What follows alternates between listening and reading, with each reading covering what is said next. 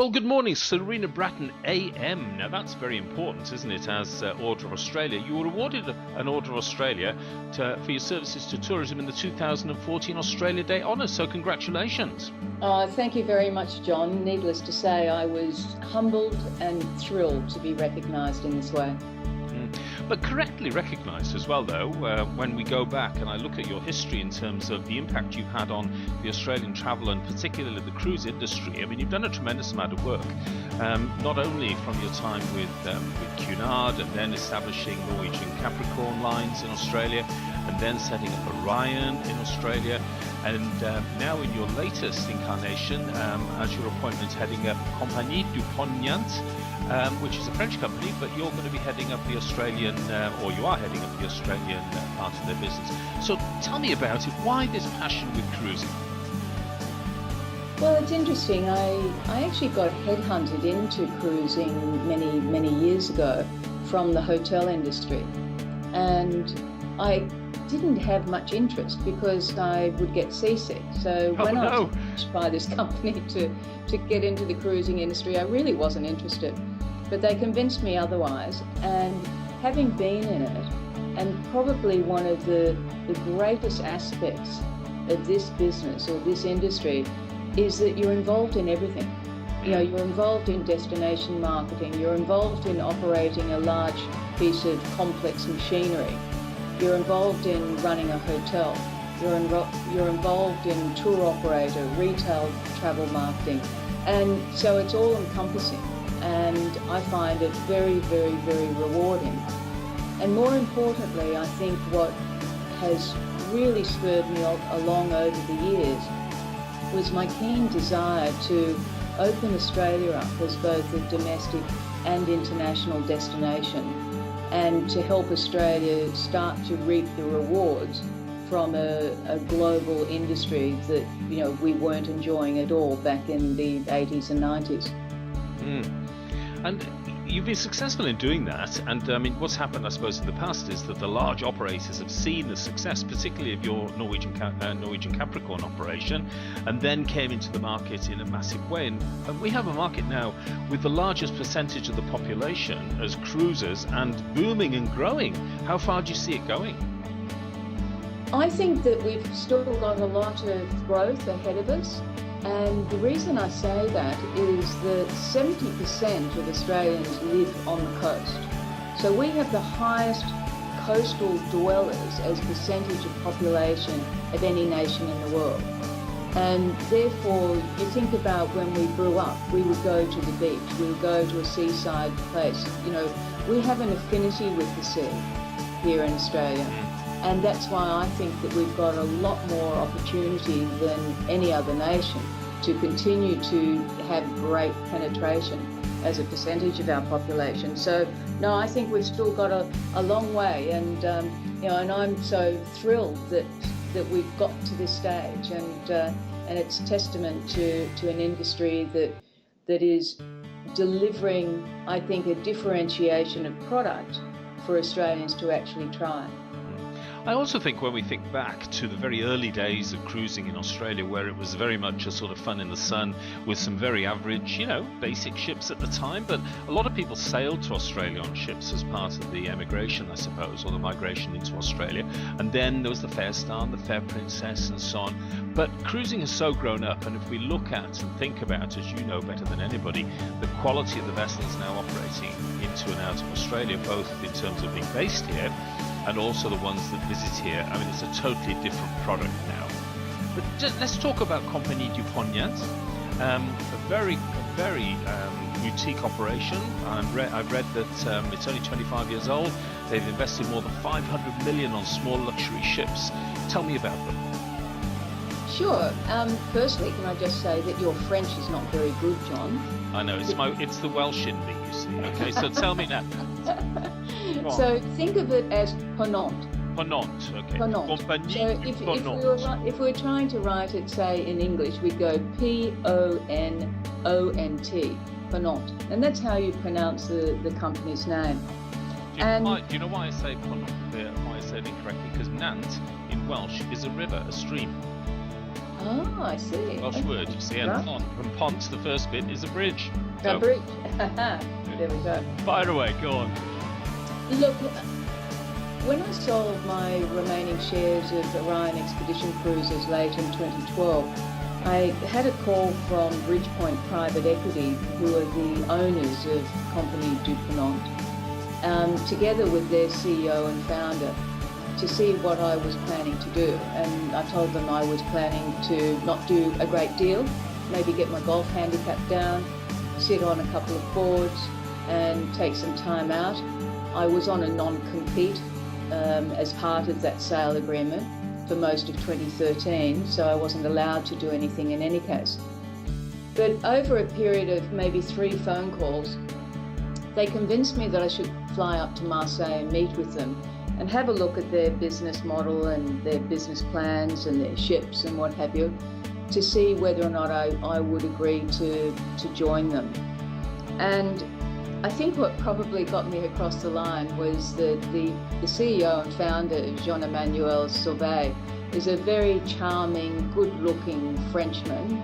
And he said to me, he said, "Sarina, there are so few people in the world who have ever created cruise lines, and you and I are 2 of very few.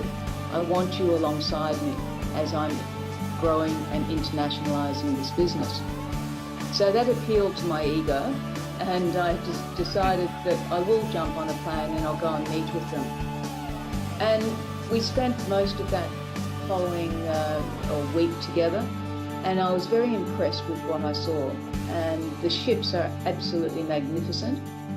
And as you said, nobody has invested money like this in the small ship and expedition arena.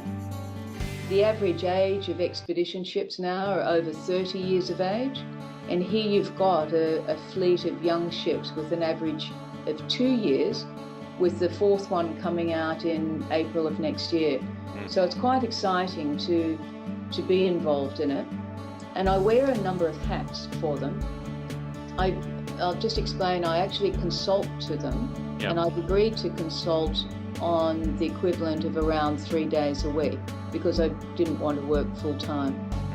And my 3 hats I have, one is as special advisor to their executive and board in Marseille to help them internationalize their business and their product. The second hat is as chairman of their Australasian entity. So I established the entity for them, I put people in place, and then I oversee the operation here in Sydney. Yep. And then thirdly, the third hat is as owners, that's Bridgepoint's owners representative for Asia Pacific. So meaning therefore if Bridgepoint as the owner of the company wished to talk to shipyards, to banks, to government, that I would do so on their behalf. That's an amazing role. I mean, the series of roles, as you said before, about the multiplicity of things you do, that's a multiplicity of advice. And I would have thought that would position them extremely well sort of internationally, but also in the Australian marketplace. Let's talk about the ships for a second. So there's, how many ships are there? Currently there are 3 sister ships of 240 guests each, and 1 3-masted sailing vessel of 62 guests. Yep. And so what sort of size are they? I mean, and what makes them really special? I mean, when you saw them, first of all, you thought, right, this will work for Australia. There are people in Australia that want to travel on ships like this. What really turned you on about them? What made you really say, this is what I want to do? The design of them is very different. I hadn't seen ships quite like it. The fit out of the vessels as well is beautifully done. And so it's more akin, I guess, to a contemporary, more modern European chic hotel. Mm-hmm. The feel of it and the quality of the fit out and what have you. Probably the most surprising thing for me when I've travelled on the ships is there is no vibration, there is no noise. And that's as a result of the technology that they've been able to bring and the way that they're putting the power through to the propeller shafts and the propellers. And it is just beautiful. And I've just returned from the Arctic, whereby the whales don't have any disturbance with these ships because they are so quiet. Whereby normally, ships, you've got the vibration in the water, you've got these heavy diesel generators, chugging along the propeller shafts. You don't have that. And it's really, really amazing. So that in itself is great.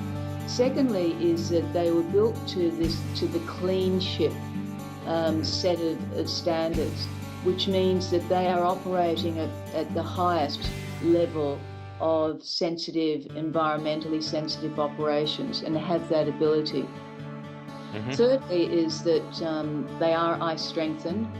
They're currently the biggest operator in the polar regions, in Antarctica and the Arctic.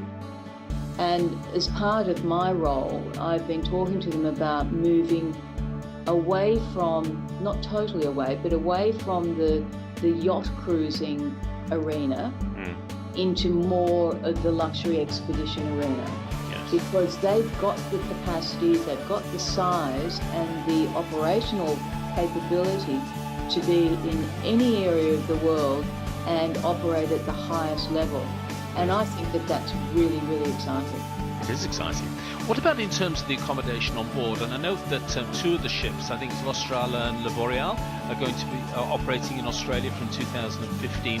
What would a traveller who wants to experience this cruise operation, what would they see on board in terms of luxury, intimacy and so on? One of the things that is quite remarkable with these ships is that 95% of the staterooms and suites have balconies, private balconies. And these are real balconies, they're not French balconies. They actually have, a couple of chairs and a table. And you don't get that too often. Normally, if you're going to purchase a balcony cabin on an expedition ship or a small luxury ship, you need to buy up through the ship at quite a hefty premium. That's not the case with Ponant.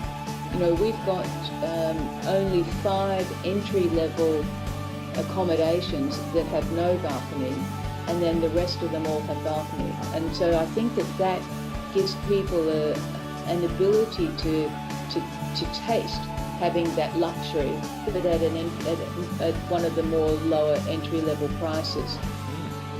And what about in terms of the Frenchness of them? Do they feel French on board? Because the officers, I presume, are French. The vessels are registered in France, I presume, or there's French operators? Yes, they're French flag. Of the crew, all of the crew speak English. 50% of the crew speak French. Wow. And so what you have is a mixture in the hotel side. You have a mixture of Filipinos and also Mauritians. And so the Mauritians are the French and English speakers as well on the hotel side. Then from an officer on deck and engine, they tend to be mainly French, but all speak English, obviously. And then in terms of where people could expect to go, you just mentioned the Arctic, okay? So this is the time of the year to visit the Arctic because it's obviously the Northern Hemisphere summer. So I presume the Antarctic as well, but where else can you go? And does this mean, the size of these ships, does it mean that they can get into places other ships can't get into? Absolutely.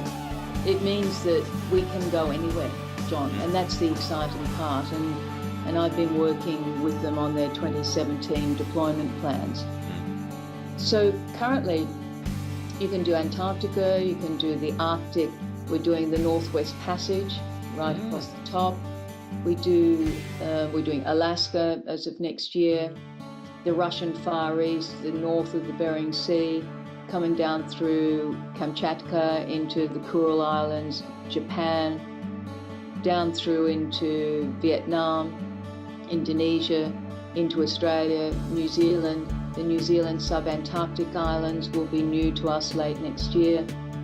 We also do a lot in the Mediterranean, in the Baltic areas, in the Arctic up through from Norway to Spitsbergen, Svalbard, Iceland, Greenland. So we pretty much do everything. And in terms of the passenger mix, okay, most cruise ships around the world tend to be dominated by American passengers. Is that the case here, or do you find more Europeans because of the French connection? More Europeans. We have a lot of key accounts who charter the vessels, particularly out of North America, some large key accounts, and they will charter the ship. So when you look at the overall mix of passengers, you've got around 50% are French and 50% are English speaking. Now that's a mixture between North America through their charters, some groups, and then pleasingly, I'm pleased to say that Australia is the number 2 FIT market. We're growing rapidly. I was on a teleconference call last night, and they were just talking about the growth that they're seeing and just how exciting it is. And Australia is becoming such an important part of the global strategy. And I think that's reflected across a number of companies, particularly at the top end, because Australians, as you said before, such seasoned cruisers, we're used to cruising. We have a maritime sort of ideology, I suppose, in a sense, and people are looking for better ships all the time. And, you know, bigger is not necessarily better, and I think a lot of people are realizing that and looking for smaller ships where they get better quality service. And one thing we haven't really talked about, which I'd love you to comment on, is better quality food. Yes, well, let me just go back one step, though, where we were talking about the passenger nationalities and, Sure. and the mix. You know, my sense is that if I'm in Europe, I actually quite like to be on a European vessel, That's right. as against going to Europe and being on an American ship. Yeah. And I think that lends itself to a different dynamic and a different ambiance when you're in a particular country like that, like in Europe. So I think that's very, very strong. Yes. Secondly, is that I also quite like the mix of passengers between Europeans, Australians, Americans.